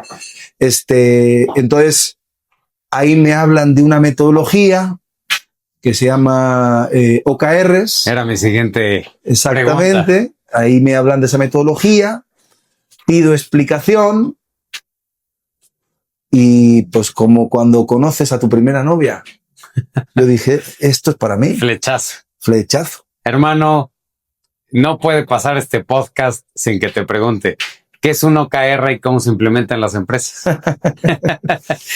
Bueno, pues literalmente objetivos y resultados clave. Sin embargo, y tú lo sabes bien, hay un matiz que para nosotros es importantísimo. El objetivo, que es, digamos, el primer nivel del OKR, la punta del iceberg, es lo que queremos lograr. ¿Cómo lo redactas? De forma cualitativa. Cualitativa. Una frase corta, muy concisa. Frase corta, concisa. ¿Por qué? Porque, pues ya lo decía William Edward Deming, ¿no? El gurú de la calidad. Pues de alguna forma, si no eres capaz de proyectar lo que quieres para tu empresa, que es lo que realmente haces en un objetivo, pues la verdad no tienes ni puñetera idea de lo que quieres para tu empresa. Así es. Entonces, y luego hay otra cosa que tú dices mucho, que me gusta y que me hace mucho sentido, que es la mayoría de las empresas sabe lo que quiere. Sí. Pero donde regularmente nos perdemos en las empresas es en cómo ejecutar lo que queremos. O sea, te jala la operación, el torbellino diario, sobre todo lo que hablamos, ¿no? El cerebro está hecho para ahorrar energía y tú vas a tener tendencia a repetir los hábitos y las formas de hacer las cosas que has tenido siempre. Así es. Ese cambio de hábito, ese cambio de pensamiento, diferentes formas de hacer las cosas, te va a requerir energía y un cambio de comportamiento y una curva de aprendizaje nueva que muchas personas no están dispuestas a pasar. Así es. Y luego, yo creo que el verdadero reto para una empresa es llevar esos modelos estratégicos a la ejecución. Claro. O sea, realmente, resumiéndolo mucho, una empresa pone en práctica 4 tipos de estrategias. No hay más. Lo que llamamos estrategias ofensivas, que es cómo utilizo una fortaleza de mi empresa para aprovecharme de una oportunidad que me está dando el entorno. Para estas estrategias hay que hacer previo un FODA, ¿no? Normalmente haces un FODA. Normalmente sacas fortalezas, oportunidades, debilidades y amenazas. Así es. Y luego cruzas eso. Luego cruzas esos elementos. Las ofensivas, que son cómo con una fortaleza aprovecho una oportunidad. Así es. Después, las defensivas. Cómo con una fortaleza mitigo una amenaza del entorno. ¿No? Que un tema que yo he visto que hay mucha confusión es ¿cuál es la diferencia entre factores internos y factores externos? Bueno, venga.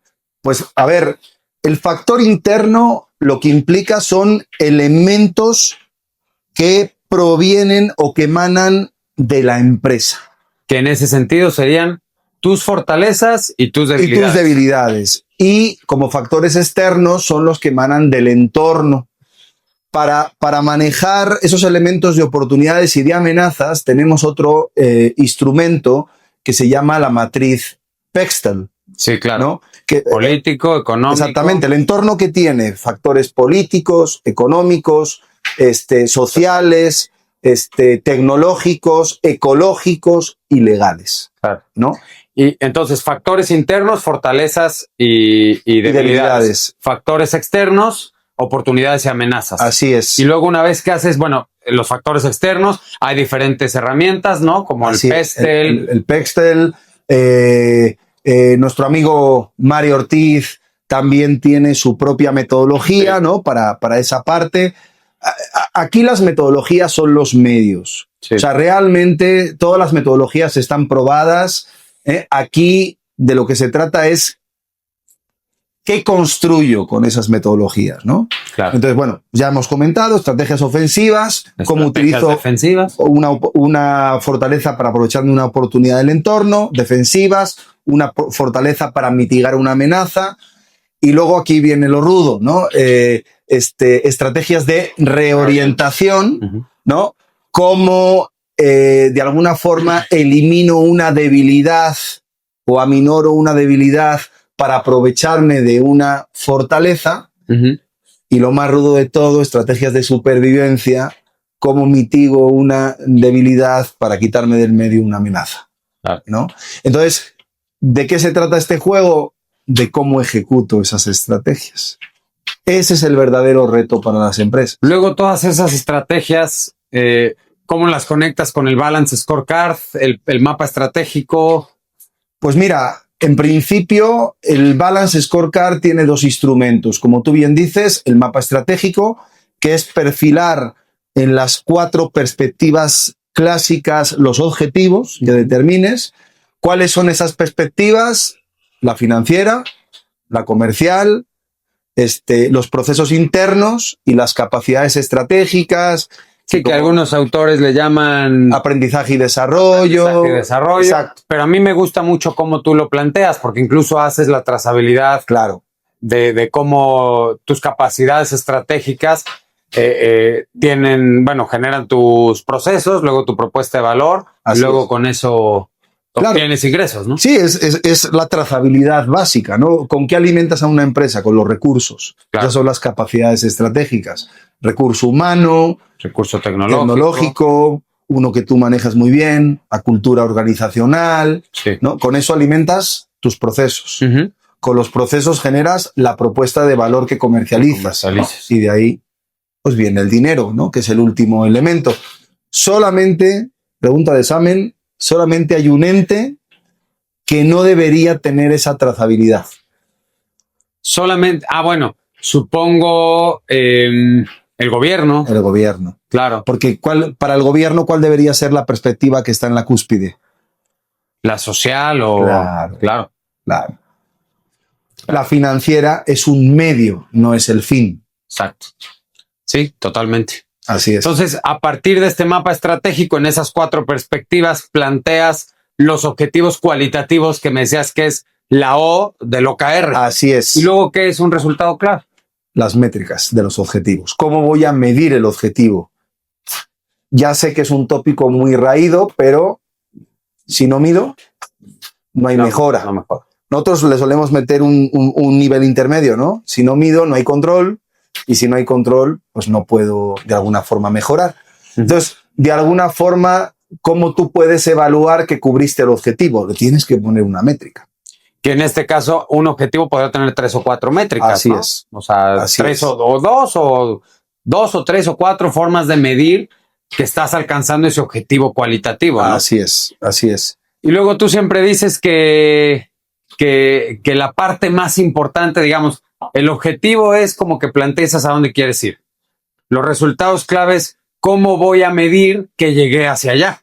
Así es. Pero luego tú siempre dices que lo más importante son las palancas que muevo para que esas métricas avancen o tengan movimiento, ¿no? Así es. Es decir, ¿cómo aterrizo todo eso con mi equipo de trabajo para que se pueda ejecutar? ¿no? Ponemos, si quieres, el ejemplo típico, ¿no? Bajar de peso, ¿no? La métrica típica pues sería bajar cierta cantidad de kilos, ¿no? Entonces, el que yo me quede ahí no me asegura nada, ¿no? Es el típico deseo de... El objetivo cualitativo sería bajar de peso. Bajar de peso. El resultado clave sería... bajar 10 kilos. De ciertos kilos a ciertos kilos. Exactamente. O bajar cierto porcentaje de kilos, o bajar cierto número de kilos, o pasar de tanto a tanto. Sí. O sea, ya lo puedes enfocar con diferentes tipos de métrica. Pero ¿cómo llego a esa reducción de peso, no? Ahí es donde yo ahí siempre te tiro carrilla. Sí, claro, claro. Que es, no me digas qué es lo que vas a hacer. Dime cómo lo vas a hacer. Me alburea, señores. Me alburea con y entonces con ese tema. Ahí son los planes de acción, que es lo más importante, porque es donde verdaderamente asignas acciones concretas, es decir, cómo voy a bajar de 80 a 70 kilos o de 100 a 90. Así es. Y qué acciones, cuáles son los responsables, y también esas acciones tienen que ser métricas. Totalmente. ¿No? O sea, por decir, correr 5 kilómetros diarios. Así es, tener una dieta kilocalórica de tal número de calorías, ir tantos días a la semana al gimnasio. Incluso ahora lo hablábamos, ¿no? Dormir X número de horas, que tiene que ver con el tema de la microbiota y todo eso. Bueno, lo hablábamos apenas en una llamada, ¿no? Así es. Entonces, pones todos los planes de acción, que en el caso de una empresa... no sé, incrementar los ingresos. Bueno, pues incrementar los ingresos de X a X. Luego planes de acción, ¿no? Y a lo mejor puedes plantear un embudo de ventas, etcétera. Asignas responsables, pones también métricas y ahí tenemos un primer OKR. Y ahí tenemos un primer ejemplo. Sí. ¿Cuánto hace que lo viviste tú en una primera implementación? Pues a lo mejor como unos 4 o 5 años. 4 o 5 años. 4 o 5 años. Que ahí te conocí. Sí. Tú sabes el aprendizaje que conlleva, esos primeros tableros, pues que al final... No, increíble. No, a lo mejor pues tenemos que pagar algunas inexperiencias, ¿no? De que, pues lo que implica conocer bien tu empresa. Sí.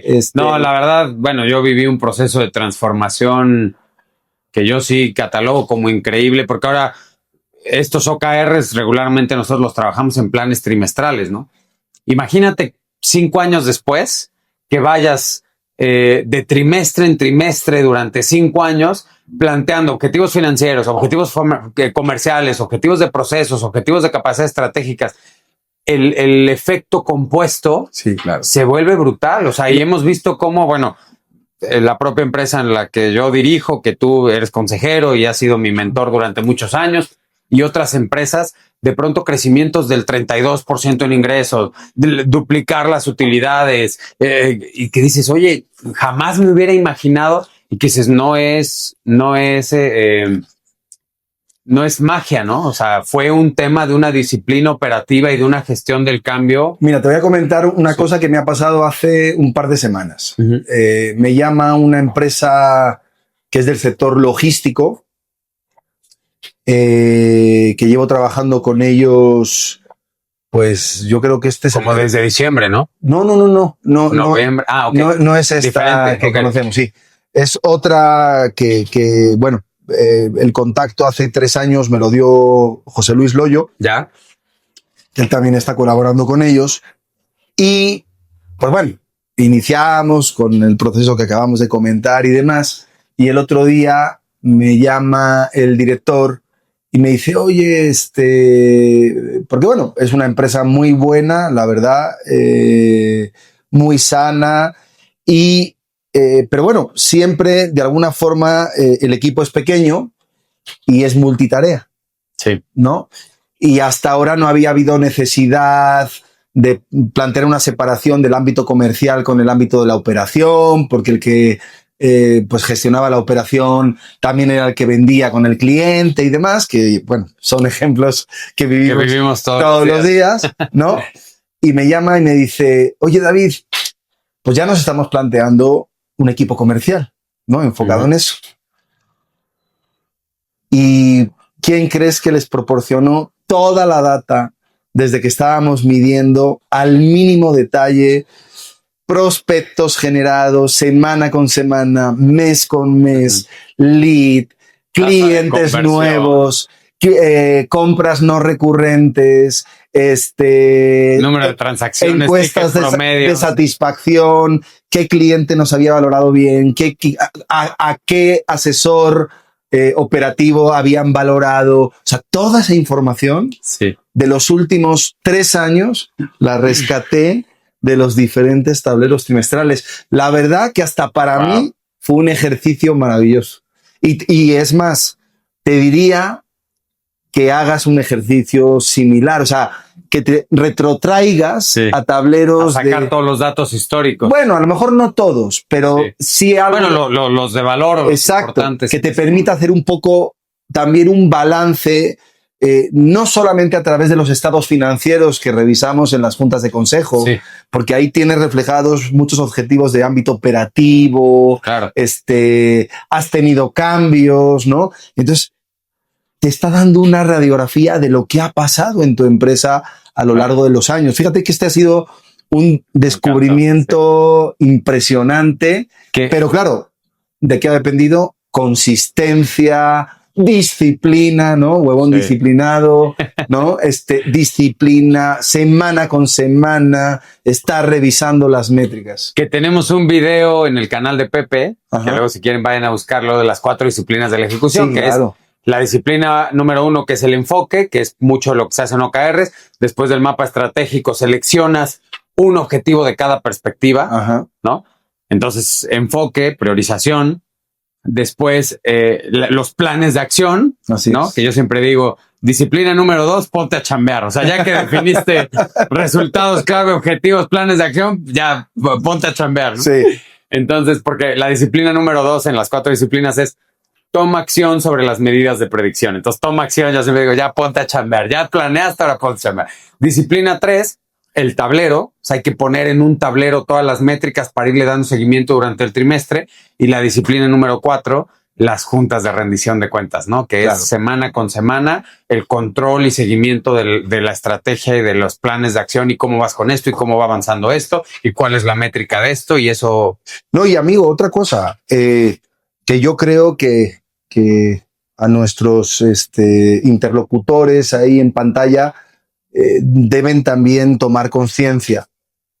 Hay que planear. Tenemos que planear. Tú tienes un tópico muy claro, ¿no? 1 minuto de planeación te ahorra 10 minutos de ejecución. Bueno, yo tengo otro, ¿no? Lo decía Einstein. Si tuviera 1 hora para salvar el mundo, utilizaría utilizaría 55 minutos para planear y 5 minutos para ejecutar. Exactamente, y ahí tendría la solución. Claro. Entonces tenemos que acostumbrarnos a planear, porque planear implica de alguna forma ver el camino, decretar. Cuestionarte qué estás haciendo bien, ver a largo plazo. Es un ejercicio hasta incluso psicológico, personal, de cultura. Así es. A partir de toda la data que tienes.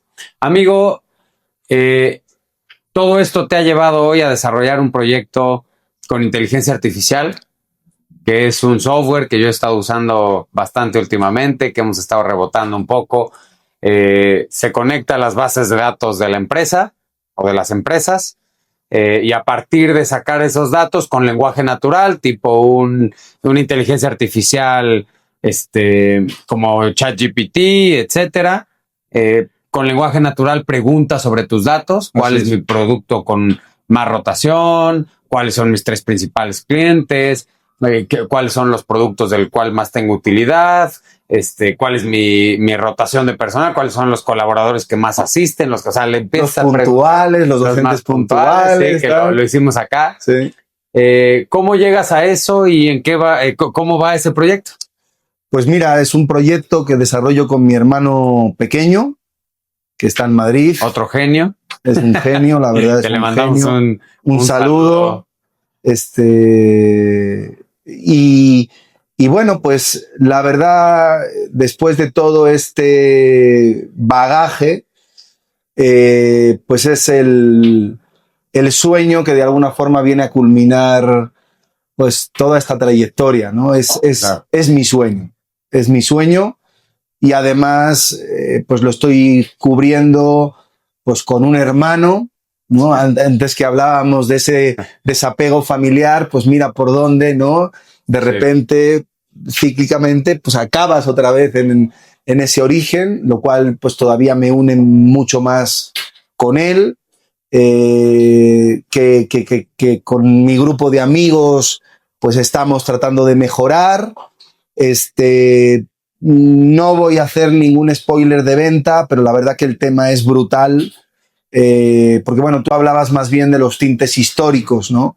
Pero yo creo que el principal potencial de la herramienta es sobre todo los tintes proyectivos. Oye, Claro. ármame un plan de negocio, oye, proyéctame las ventas del próximo periodo, ya trae un módulo para simular escenarios, ya trae un módulo para generar Generar código. agentes IA, Claro. ¿no? Aplicaciones. ¿Qué es un agente IA o una aplicación? Pues un programita que desarrollas dentro de la plataforma sin tener ni idea de programación, pues que va a automatizar una actividad de tu empresa, ¿no? Ármame un programita para generar presupuestos, cotizaciones, contratos, que me genere un tablero de ventas, ¿no? Y el tópico, tú lo has dicho, el tópico clave es que se alimente directamente pues, de la data de la empresa, de los archivos de la empresa, si quieres internet. Entonces, bueno, pues es mi Sí, o sea, métete a las páginas de la competencia, sácame una tabla de diferenciadores, diséñame una presentación. No, increíble, increíble. Exacto, ¿no? Ha habido mucha curva de aprendizaje. Te agradezco mucho porque nos has aportado mucho. De hecho, gracias. Nos pusiste a pensar. O sea, Román está entusiasmado con todo lo que se está generando, que en parte pues se debía a estos cuestionamientos que hacíamos y tal. Y bueno, pues es mi apuesta para este nuevo ciclo de vida, ¿no? Y bueno, de la cual, o sea, yo quiero de alguna forma, también para pues no extendernos ya en demasía en tiempo, yo hay dos elementos de los que me siento muy orgulloso, que ha sido pues toda esta experiencia de vida. Yo estoy enamorado de este país, o sea, no tengo temor de decir que posiblemente a día de hoy casi ya me sienta más mexicano que español, ¿no? Donde pues esto que acabas de comentar de la IA viene a poner un poco la guinda a esa trayectoria. No sé cómo nos saldrá. Sé que tenemos una oportunidad en el mercado porque soy consciente del producto que traemos, sí, y que para mí tiene un ámbito diferencial a las IAs que son muy potentes y son muy buenas y también las utilizo. Mandamos a la gente ahí en la descripción, le ponemos la liga de RDY. Perfecto. Para que también la puedan conocer. La puedan conocer. Y el otro elemento, y pues no suelo ser una persona que regala en balde si no se amerita, de lo cual me siento muy orgulloso, es que creo que ya el alumno supera al maestro. No, hombre, hermano, no me digas eso. Qué chingón, la verdad, gran podcast. Yo estoy muy contento de que hayas venido porque sabes el cariño que te tengo, sabes que la admiración que hay, el agradecimiento también. Y pues nada, hermano, la verdad, feliz que dentro de estos primeros capítulos del Huevón Disciplinado hayas estado tú. Yo también no sé hasta dónde me va a llevar este proyecto, pero la verdad tú sabes que ha sido parte importante en el encontrar también una gran parte de mi vocación, que es el tema de la consultoría, que somos socios junto con Mario en Tracen Consulting y Tracen Academy, que ya viene también el programa de empresas familiares. Y bueno, pues nada, o sea, la verdad es que creo que el mayor aprendizaje que deja toda esta historia que has contado hoy, pues es justo, ¿no? O sea, cómo rehacerse a partir del desapego, cómo también el esfuerzo y el no quitar el dedo del renglón frente a frente a un insight que tú tuviste, que fue el tema de la trazabilidad que decías del dato, indicador y decisión, y que te seguiste sobre ese mismo camino y que hoy te ha llevado pues al proyecto de la inteligencia artificial, porque al final es el manejo del dato, qué decisiones haces a partir de eso, y que nació en una semillita en Big Cola cuando entraste y que fue eso, ¿no? Entonces yo creo que la verdad todo eso es admirable y hacer todo eso a partir pues de la historia familiar que nos contaste, con lo de tu hermana, con lo de tu madre, que la verdad gracias por compartirlo. Yo creo que pues es inspirador para cualquiera que lo vea, y que yo creo que cualquier persona se puede llevar un gran aprendizaje de eso. Y nada, hermano, gracias por venir. Y por último, nada más platícanos, ¿en qué estás invirtiendo ahora? Pues bueno, estoy empezando a hacer mis pininos en el mercado bursátil. Tuve una experiencia lo cual me resultó curioso. Hablé con un trader de aquí de México, muy conocido, para hacer mis primeras inversiones, y me dijeron, no, pues tú eres extranjero, como mínimo tienes que invertir 300,000 pesos. Ajá. Chinga tu madre, ¿no? No voy a invertir tanto dinero de inicio, ¿no? Estoy empezando, aprendiendo y tal. Y bueno, entablé contacto con un trader internacional, me puse a estudiar algunas empresas, vi una que de alguna forma iba a presentar resultados trimestrales, que apuntaba bien, que estuve estudiando el chart y con algunas herramientas estadísticas, la de Finobucci, etcétera, etcétera. Y bueno, apuntaba que iba a haber crecimiento y tal. Esa empresa era Repsol, que es la red de petróleos de allá de España. 2 semanas antes de que pues empezara la guerra, y pues prácticamente en un mes pues tuve una mejora de un 40%, rendimiento de un 40%.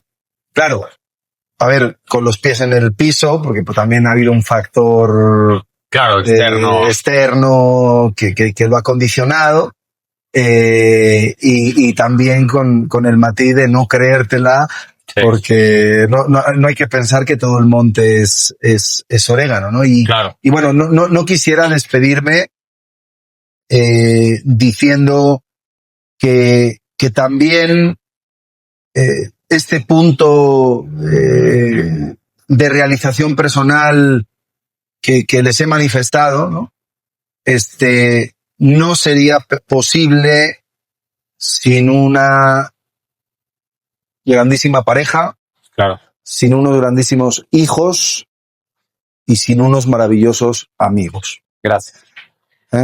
Gracias. La verdad es que ha sido un viaje increíble. Sí. Desde que nos conocimos hasta el día de hoy. Sí, parece increíble. Y bueno, pues nada, los esperamos en el próximo episodio del Huevón Disciplinado. También gracias aquí a Juanito, que siempre tipazo. Entonces, bueno, pues espero que hayan disfrutado este capítulo como nosotros. Sí. Hermano, muchas gracias por haber venido. Y nos vemos en el próximo episodio del Huevón Disciplinado. Gracias. Hasta luego.